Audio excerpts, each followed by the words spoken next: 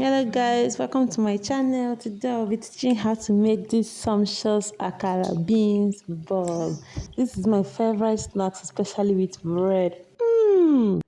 This beans ball is a very delicious delicacy which everybody around you would like to try. Let's go right into the game of making akara. Yay! I have washed and peeled these beans before putting it into the blender for blending, guys.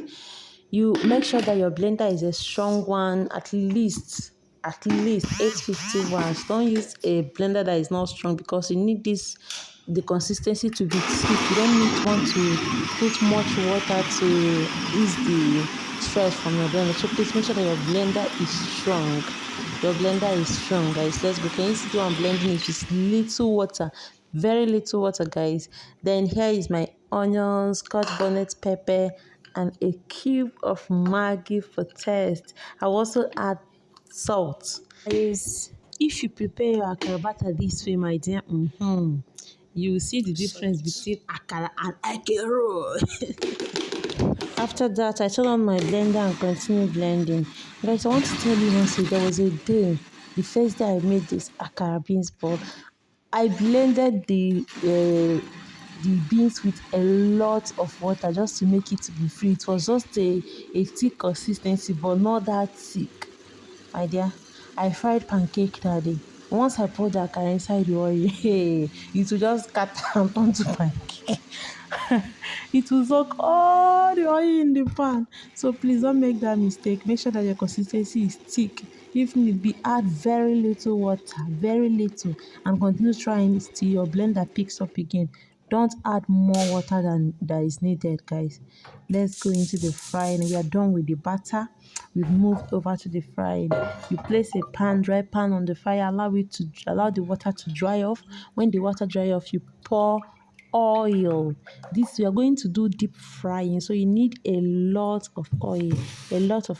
So you pour your oil and allow the oil to heat. Can you see how thick the batter is?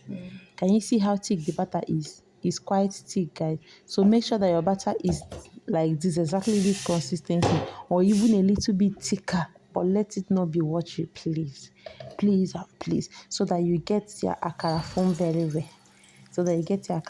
Once it's watery, akara will not form very well and you will not like the outcome. Moving forward, I will allow you to get the real-time video of this akara forming, guys. I'm not going to edit it. I'll just allow the process so that you know how long it takes, like 5 minutes or so. You see the way I check up on it to make sure that it doesn't burn, to make sure that all of them get done at the same time, both the front and back. When to flip, you also see when to flip your akara here. So guys, let me tell you another story, another experience I've had with this akara, guys. I've really suffered with this akara before I got to get the secrets of how to make your beans ball form from beginning to end. Guys, there was a time that if I do the first set to form, the second set, third set, all of them would just be the pa pa pa pa pa. Oh God, I don't even know what to say.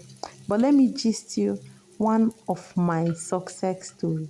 So one day, I said, okay, let me go and find out from Google the best way to make this akara. After browsing, I came back and I made my akara thick, the batter thick as I showed in this video. After that, I fried from beginning to the end and all of them formed very well. I was super happy.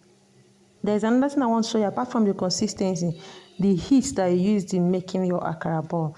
Like here, you can see, let me show you. See the big light, I'm not using it. See the second to the big light, I'm not using it. See the one I'm using, the third one. Can you see it? And even this third one that I'm using, see the regulator. Let me show you the regulator now so that you understand what I'm saying. It's not on the highest. It's on the medium still. The regulator is still on the medium. See the highest? See the highest? See where I placed it? In between, medium, in between. Please don't use very high heat in making it. If not, the akara will not be turned inside. The outside will burn while the inside will remain fresh, and you will not like it. I bet you will not like it. Also bear in mind that a very low heat will make the akara to soak oil, which you will not also like. So you need a moderate heat to make the akara ball. Not too high, not too low, medium, in the middle, so as to get the best outcome. Another thing I'll be teaching you too is how to know when to flip your akara. You need to know exactly at what point do I flip my akara. If you flip it too early, the akara will scatter. You need to do it at the right time, with the right time, so that you get the best out of the akara ball that you are making. So guys, there are 4 important things to note while making a akara. First is make sure that the batter is thick enough to form a good ball. The second one is to make sure that the heat is not much. The third one is the quantity of oil should be enough. Then the fourth one is you should not flip your akara too early. Now let me show you when right to failure. You know, we've been watching the akara. We fry for about 3 minutes. Now it's time to check if it's ready for flipping. Now it's time to check if it's ready for flipping. So let me grab my fork and show you. Can you see under the akara? Can you see under? It's turning brown, but I need it to turn brown a little more before I flip, because I won't like to flip it more than once or twice at least. So I want it to brown a little bit more before I flip it. As you're looking at it, you can see that you can tell that it has formed. If I flip it now, it's not going to scatter. It has already formed. You can see the upper part looks as if it's cooked. It's no longer watery the way it was. It's no longer battery the way it was looking when I just first put it on the oil. It's no longer like that, as you can see. Look at it very well. You understand what I'm saying? Now it has formed.